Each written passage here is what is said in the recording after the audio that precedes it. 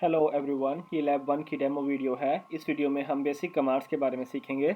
सबसे पहले हम टर्मिनल ओपन करेंगे और एप्लीकेशन के बटन पे आप क्लिक करके आप टर्मिनल यहाँ से ओपन कर सकते हो, या सिंपली आप टाइप करेंगे टर्मिनल तो यहाँ से भी आप टर्मिनल ओपन कर सकते हो, या फिर सिंपली इस आइकन पे क्लिक करके भी आप टर्मिनल ओपन कर सकते हो। पहली कमांड हमने सीखी थी कि आप मैनुअल जो है वो किस तरह से यूज़र मैनुअल कमांड्स के लिए आप किस तरह से ओपन करते हो। तो वहाँ पे हमने देखा था क्लास में कि हम मैन की कमांड यूज़ करते हैं, मैन। तो इससे होगा क्या कि आपके पास मैनुअल ओपन हो जाएगा और इसके अंदर आपके पास सभी कमांड्स जो हैं वो गिवन होंगी। फॉर एग्ज़ाम्पल हमने जो पहली कमांड उस दिन देखी थी, हम क्विट करते हैं, प्रेस एच फॉर हेल्प और प्रेस क्यू फॉर क्विट। तो मैं क्यू प्रेस करता हूँ। तो पहली कमांड जो हमने देखी थी वो थी लाइक हमें चाहिए कि PWD क्या काम करती है। तो मैन PWD हम ये लिख के एंटर करेंगे। तो PWD के रिलेटेड बेसिकली क्या है, PWD कमांड है print name of the current और वर्किंग डायरेक्टरी। तो किसी भी कमांड का अपने मैनुअल देखना हो तो सिंपली आप मैन लिखोगे और आगे उस कमांड का नाम लिखोगे। लाइक जैसे हमने अभी PWD का जो मैनुअल है वो चेक किया। तो सिमिलरली PWD मैन के बाद, और अगर हम LS की फॉर एग्ज़ाम्पल मैनुअल देखना चाहें तो हम इस तरह से लिस्ट डायरेक्टरी कंटेंट LS, इसका मैनुअल यहाँ पे है, और बाकी जो डिस्क्रिप्शन वगैरह यहाँ पे आप इनको रीड कर लीजिएगा। ओके जी, तो पहली कमांड जो हमने देखी थी वो थी प्रिंट वर्किंग डायरेक्टरी। तो सिंपली आप PWD लिख कर एंटर करेंगे तो आपके पास वर्किंग डायरेक्टरी जहाँ पे आप काम कर रहे हो वो प्रिंट हो जाएगी। सेकंड कमांड जो हमने देखी थी वो LS की कमांड थी। LS की कमांड बेसिकली क्या करती है, लिस्ट डायरेक्टरी कंटेंट्स, कि इस डायरेक्टरी के अंदर कौन कौन से कंटेंट हैं। तो आप सिंपली LS लिखेंगे और एंटर प्रेस करेंगे, आपके पास सभी कंटेंट जो हैं वो विजिबल होना यहाँ पे स्टार्ट हो जाएंगे। लॉन्ग लिस्टिंग के लिए हमने कमांड देखी थी LS और -L, और हमने हिडन फाइल्स को शो करने के लिए कमांड देखी थी LS-A।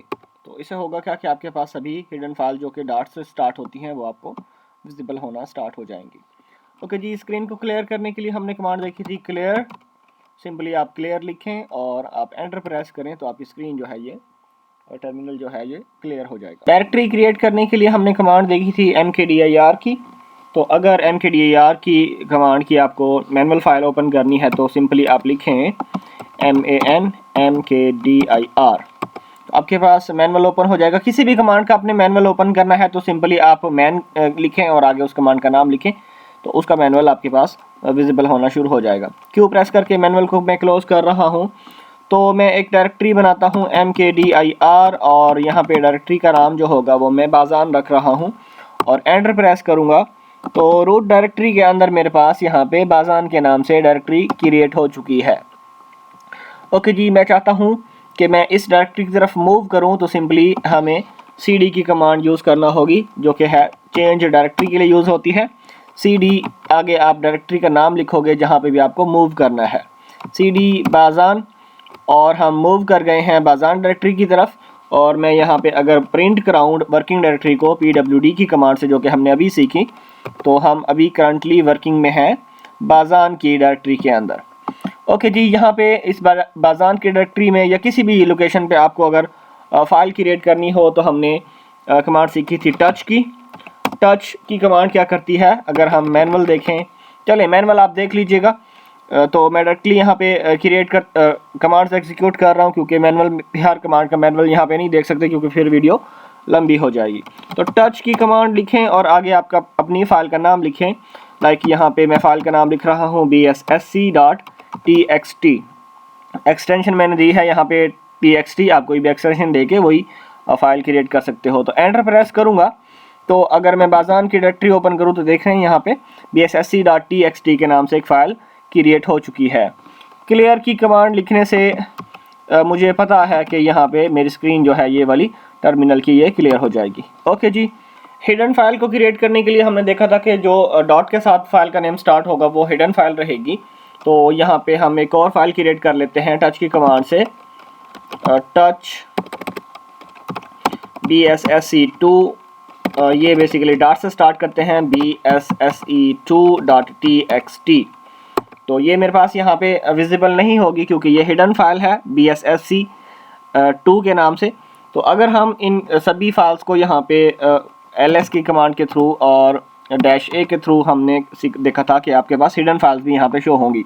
तो अगर मैं एंटर प्रेस करूँ तो देख रहे हैं यहाँ पे आपके पास फाइल्स जो हैं वो हिडन वाली भी शो हो रही है और नॉर्मल फाइल भी यहाँ पे लिस्टिंग यहाँ पे हो गई है। ओके जी, क्लियर करते हैं स्क्रीन को। एक और डायरेक्टरी यहाँ पे बनाते हैं लाइक mkdir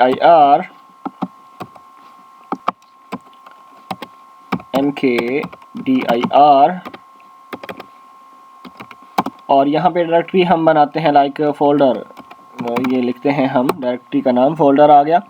इसके बाद हमने देखा था कि हम फाइल्स को कॉपी या फिर मूव किस तरह से करते हैं। तो एक और मैं फ़ाइल यहाँ पे बना लेता हूँ टच के नाम से, टच और bsit फॉर एग्ज़ाम्पल txt। तो ये मैंने टच की कमांड के स्पेलिंग गलत हो गया, टच bsit.txt। तो एक और फाइल मैंने बनाई है, तो एक को हम कॉपी करेंगे और एक को हम मूव करेंगे। तो कॉपी के लिए हमने देखा था cp की कमांड हम यूज़ करते हैं, cp और आगे उस फाइल का या डायरेक्टरी का नाम जो हमने कॉपी करनी है। तो मैं कर रहा हूँ bsit.txt और लोकेशन मैंने कहाँ पे लेके जानी है, किस लोकेशन में हमने इसको मूव करना है। तो ये हम करेंगे बेसिकली फोल्डर में। तो अगर मैं फोल्डर डायरेक्टरी ओपन करूं तो इसके अंदर हमने वो वाली फ़ाइल जो है वो कॉपी कर ली। तो बेसिकली यहाँ पे क्या था, cp की कमांड है, आगे फ़ाइल का नेम है और आगे वो डेस्टिनेशन है कि आपके पास आपने इसको कहाँ पे मूव करना है। अगर आपकी डेस्टिनेशन डिफरेंट है, उसी डायरेक्टरी के अंदर नहीं है, तो आप प्रॉपर फिर पाथ उसका प्रोवाइड करोगे। सिमिलरली अगर हमें मूव करनी हो, ये लाइक हम ये फ़ाइल जो है वो मूव करना चाहते हैं, तो हम लिखेंगे mv और आगे फ़ाइल का नेम bsse.txt और आगे उस फोल्डर का या डायरेक्टरी का नाम या उसका पाथ जो है वो हम बताएंगे कि आपको कहाँ पे मूव करना है। तो हमने मूव करना है फोल्डर के अंदर। तो यहाँ पे देखें कि वो जो फाइल थी वो यहाँ से मूव होके इसके अंदर आ चुकी है। ठीक है जी, क्लियर की कमांड से हम स्क्रीन को क्लियर करते हैं। तो एक और कमांड हमने देखी थी कि अगर आप अपने जो पैकेजेस वगैरह हैं, जो सॉफ्टवेयर वगैरह हैं, उनको अपडेट करना चाहते हो, तो उसके लिए हमने कमांड यूज़ की थी sudo apt update। तो इससे होगा क्या कि आपके पास जो पैकेजेस हैं ऑलरेडी जो इंस्टॉल्ड हैं, अभी मैं ये लाइव वर्जन यूज़ कर रहा हूँ, मैंने प्रॉपरली इसको इंस्टॉल नहीं किया, तो कुछ पैकेजेस जो हैं मेरे वो यहाँ पे अपडेट होना स्टार्ट हो गए हैं और ये थोड़ा बहुत टाइम लेगा, जो कि डिपेंड करता है आपकी इंटरनेट की स्पीड के ऊपर। ओके जी, क्लियर की कमांड हम लिखते हैं और इस स्क्रीन को क्लियर करते हैं। इसके बाद हमने एक और कमांड देखी थी कि अगर आप करंट डेट को डिस्प्ले करना चाहो तो आप सिंपली डेट की कमांड यूज़ करोगे। तो इससे होगा क्या कि आपके पास जो करंट डेट है आज की वो विजिबल होना, डेट एंड टाइम सब कुछ है, तो वो आपके पास विजिबल होना स्टार्ट हो जाएगा। इसके बाद हमने कैल की कमांड देखी थी कि अगर आपको कैलेंडर विजिबल कराना है तो अभी कैल की कमांड काम नहीं कर रही, ये कह रहा है कि do you want to install it, yes. आप वाई प्रेस करें तो ये इंस्टॉल होना शुरू हो जाएंगे।